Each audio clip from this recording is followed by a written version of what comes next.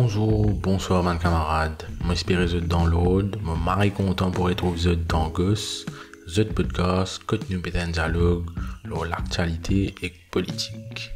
Avant de nous rendre dans ma série, je besoin de vous un grand merci. Moi, l'épisode Gadjak la semaine dernière, il gagne un bon réponse et je suis étonné moi-même.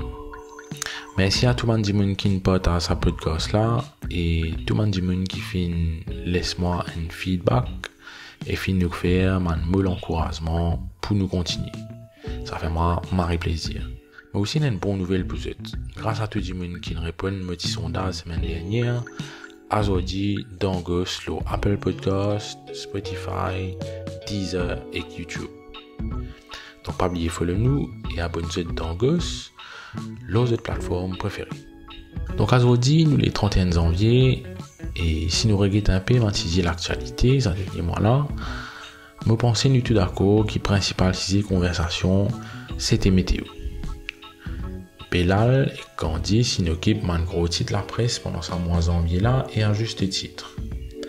Ça décyclone là finit non seulement mettant en évidence l'incapacité pour gérer une situation de crise, et une vulnérabilité aussi devant une catastrophe climatique, mais les fins surtout amènent à la perte de la vie de 2 compatriotes pendant le cyclone Belal. Nous présentons notre sympathie à toute ma famille qui est affectée par ce drame là. Bien sûr, nous tout suivre aussi la saga entre Anwar Eshnou et le directeur de la météo, Ram Dermia. Une histoire qui franchement digne d'une mauvaise série Netflix. Mais à nous d'un coup, politiquement, qui ça veut dire tout ça là? Comment je peux dire un peu plus bonheur, Cyclone Belal film met en lumière une faiblesse dans l'organisation d'une société face à une catastrophe climatique. Et la politique, justement, dans ce vrai sens, c'est faire un choix pour nous décider comment nous organisons nos ressources dans le pays. Et vous êtes d'accord avec moi qui organise nos ressources en fonction de l'objectif. Si l'objectif c'est faire plus casse possible, pour prendre une décision politique qui pourra nous faire plus casse. Même si ça veut dire sacrifier les autres aspects de la vie comme la condition sociale ou l'environnement par exemple. Avec sa réflexion-là, il amène-moi à poser une première question. Quand nous connaissons qu'il y a des dérèglements climatiques, il y a une principale menace pour la santé économique et sociale de nos pays, est-ce que l'écologie participe la priorité numéro 1 pour nos gouvernements? Aujourd'hui, quand on trouve qu'il y a un projet comme un métro express, un projet qui peut défigurer nos pays, à peut réaliser sans faire l'étude sur l'impact environnemental, ou alors quand vous connaissez qui Maurice roule avec un site d'enfouissement déchets qui dépasse sa capacité et s'attirer depuis plus de 3 ans, il est évident que l'écologie n'est pas une priorité pour sa gouvernement. Plus grave encore, à travers ce drame humain qui nous fait traverser pendant le cyclone Belal là, nous sommes capables de trouver que la première motivation du gouvernement, c'est l'intérêt économique au détriment du respect de la vie du monde. Et ça, c'est typiquement une idéologie de droite, une idéologie capitaliste. Je peux donner tout un exemple pour illustrer ce que je peux dire. Donc premièrement, en juin 2021, dans le Parlement, Johanna Béranger demande qui rend en public un rapport qui est fait par EEM Geometrics. Ce rapport-là, qui est payé avec l'argent contribuable, c'est un rapport d'imagerie de nos territoires qui vient montrer une zone qui n'a plus beaucoup de risques d'inondation. Face à sa demande-là, je peux citer deux réponses qui ministre Bobby Ram fin donner. I do not think that anything and everything should be public. Fin de citation. Donc, qui fait un gouvernement mis en cachette l'information capitale comment ça rapport là. Est-ce qu'il nous capable de protéger nous-mêmes de inondation d'une façon efficace si nous pas connaissons à qui point on danger précisément? Pour moi, il n'y a aucune raison pour ne pas rendre ça rapport là public. À part le fait qu'il est capable d'avoir l'intérêt économique important qui peut en péril si ça rapport là vient public. Quand pas oublier, malheureusement, dans Maurice, financement d'un parti politique, il demande aussi beaucoup dans le secteur privé.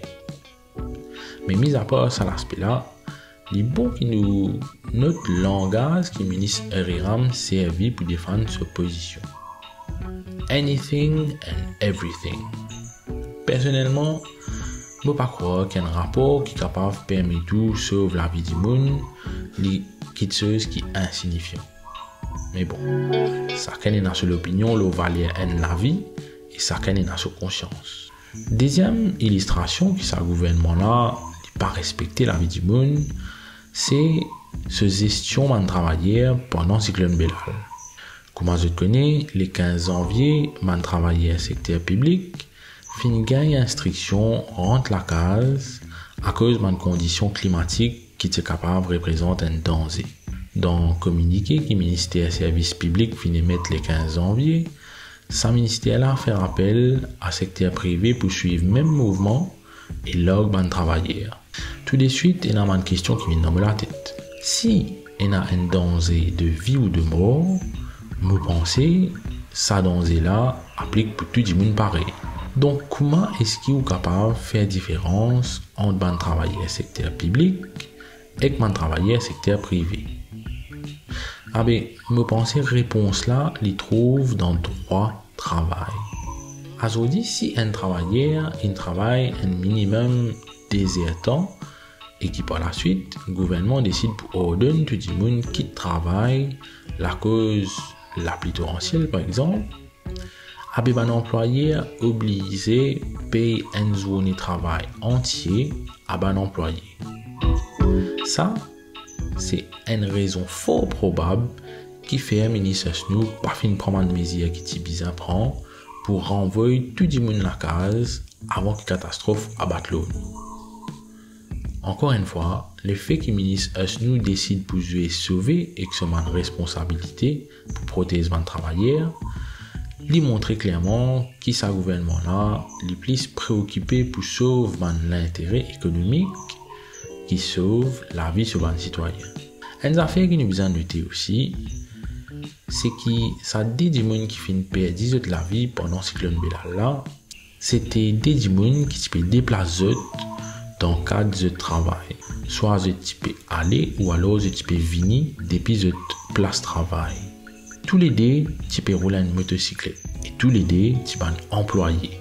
Il est important que nous analysions la situation depuis une perspective de classe. Nous trouvons ici que c'est des gens qui finissent morts pendant ce drame-là. Nous trouvons ici que des gens qui finissent morts pendant ce drame-là, c'est des gens qui appartiennent à la classe travailleur. Et aussi, si nous faisons l'étude aussi, tout le monde la case qui finit affecté par une inondation, il pourrait sortir que c'est encore une fois un travailleur qui puisse affecter. Alors, c'est indéniable que le changement climatique, il prend plus l'impact au bas de l'échelle. C'est qui a moins de pouvoir, c'est qui peut faire dominer par le capital.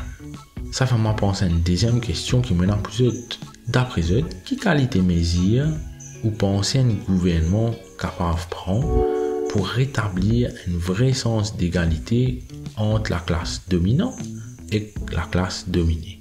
Est-ce que c'est à travers une mesure comme un salaire minimum, une contrainte de coût du travail qui nous capable de répercuter le prix, ou alors est-ce que c'est à travers une mesure plus simple mais qui assurait que la classe dominante pas capable de dépositaire de la vie du monde. Comment fin arrivé le 15 janvier que nous laisse entre la même employeur la décision pour l'orgue employé ou non. Troisième illustration qui mène pour mon argument pour les coûts du palier avec un désastre écologique. Mais l'idée démontre clairement que ce gouvernement-là considère production économique avant d'y considérer la vie. Je peux cause ici du taux de naissance à Maurice. Week-end dernier, le Premier ministre vient faire une déclaration que il faire un appel à madame pour faire plus d'enfants. Déjà, sa qualité de déclaration là, je ne pas trouvé correct. Pour moi, il pose problème parce que c'est pas place à un monsieur pour venir dire à une madame qu'il besoin faire un enfant ou faire plus d'enfants. La raison pour laquelle il peut demander à madame faire plus d'enfants, c'est pour qu'il nous capable de résoudre problème manque de ressources humaines dans le pays. Manque de ressources humaines, qu'est-ce que ça veut dire? Ça veut dire le manque de travailleurs. Est-ce qu'il ou en tant que citoyen, quand on réfléchit à la vie, est-ce que le manque de travailleurs est une première préoccupation ou est-ce qu'il y a les autres problèmes? NPL libre additionnel, une unité de production en plus, à là comme le Premier ministre trouve nous enfants. Ça de nous l'idée encore une fois de ce vision de la vie et de ce l'idéologie en général. Il est important qu'il nous analyse ces affaires là parce que le grand dialogue qui déroule aujourd'hui c'est tout politicien pareil.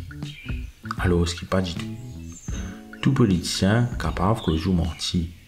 Mais si vous avez un outil qui est bizarre, vous êtes capable de comprendre comment un monde réfléchit et au final, qu'il y était vraiment.